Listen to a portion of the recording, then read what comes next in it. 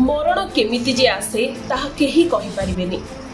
गत सन्ध्यारे जड़े 14 वर्षीय नाबालिका दोली खेलुथिबा समय बेक चापी होई मृत्युवरण करिथिबा घटना सारा अंचल रे शोक खेलाई दैछि।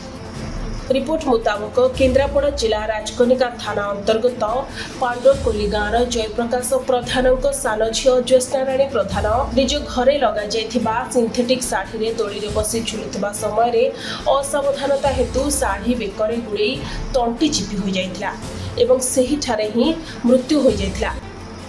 तेबे अत्यंत गुरुतर अवस्था राजकनिका मेडिकल को अणाजिबा परे डाक्तर तांको मृत घोषणा करिसेंते।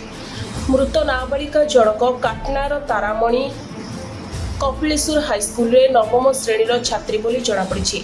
पुलिस शव जबत कर व्यवच्छेद पाई पठाइथिबा बेले घटनाटी पांडरकोली गाँव रे शोकर छाया खेलाई दैछि। मोर पीरियड रे 7:30 अराउंड रे ज्योत्स्नाराणी प्रधान जार आधार कार्ड रो स्कूल रो आधार कार्ड माने जो इन्फॉर्मेशन थिला सेथरु जना पड़ला कि तार एज होची 14 इयर्स। सी आसला बेले तार चेता नथिला। मु चेक कला परे तार पल्स नाही, तार कैरोटिड पल्स भी नथिला। तापरे तार कर्नियल रिफ्लेक्स एरिका सब चेक कला परे भी तार नाही, माने तार चेता नाही। सब चेक कला परे जना पड़ला कि सी मरी जाइछि बोली।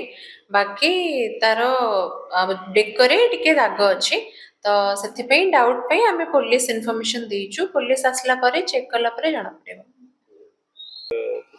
हम झियो झुलना रे झुलुथिला गोड़ ठेस मारिकी घिरी घिरी बुलंती से जोर बुली पड़ी रिटर्न आसी आउट स्पीड होती कंट्रोल कर पानी छंदी होगी पड़ जाइए बेकर से लुगा जो लगी रसीटा ये जो लुगाटा जो झुलना से छंदी हो जाता माँ बाहर कौन काम करुला काम सारे आसी देखला जी तार बेहोश होगी पड़ी नाक ब्लड बाहर पड़ी हम तो मेडिकल नहीं आसू डॉक्टर मृत घोषणा कले।